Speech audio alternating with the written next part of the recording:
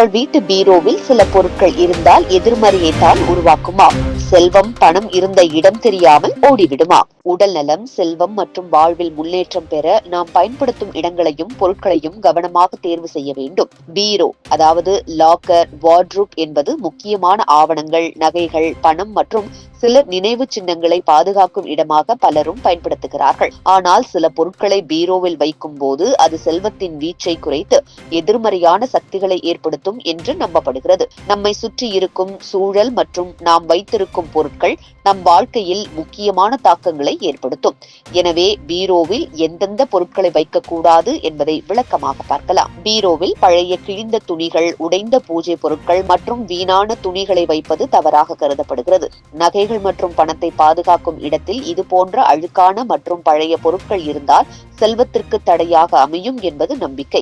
மேலும் நகைகள், அடமானம் வைக்கப்பட்ட ரசீதுகளை பீரோவில் வைக்கக்கூடாது. இதை வைக்கும் போது நகைகளை மீண்டும் அடமானம் வைக்கும் நிலை வரலாம் என்று சொல்லப்படுகிறது. தேவையில்லாத ரசீதுகளை நீக்குங்கள். கோவில் பூஜைகளில் பயன்படுத்திய பொருட்கள், விரத பூஜையில் எரிந்த பொருட்கள் மற்றும் வேள்வி யாகத்தின் எரிந்த சாம்பல்கள் போன்றவை பீரோவில் வைக்கக்கூடாது. இவை எதிர்மறை சக்திகளை ஈர்க்கும் என்பதால் செல்வம் குறைய வாய்ப்பிருக்கிறது என்று கூறப்படுகிறது.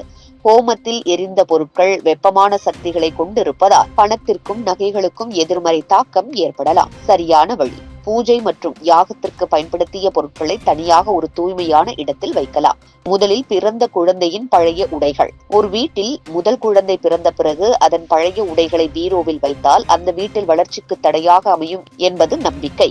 சரியான வழி: குழந்தையின் பழைய பொருட்களை ஒரு தனியிடம் வைக்கலாம் அல்லது நன்கொடையாக வழங்கலாம். பீரோவில் வைக்க வேண்டிய பொருட்கள். பீரோவில் எதிர்மறை சக்திகளை தவிர்க்க கீழ்கண்ட பொருட்களை மட்டும் வைக்க வேண்டும்: தங்கம், வெள்ளி மற்றும் முக்கிய ஆபரணங்கள். பணத்தை ஒழுங்காக வைத்து அதற்காக சிறப்பு பெட்டி பயன்படுத்துதல். பூஜை செய்த புனித பிரசாதங்கள், பூஜை அறையில் இருந்து பெற்ற புனித பொருட்கள்.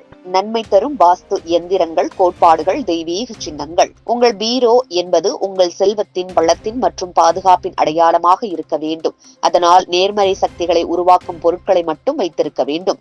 பழைய, உடைந்த, தேவையற்ற பொருட்களை அகற்றுங்கள். தூய்மை மற்றும் ஒழுங்குடன் பீரோவை பராமரியுங்கள். நன்மை தரும் பொருட்களை மட்டுமே சேருங்கள். நல்ல அதிர்வுகளை ஏற்படுத்துங்கள். செல்வம் பெறும் வாழ்க்கையை நோக்கி முன்னேறுங்கள்.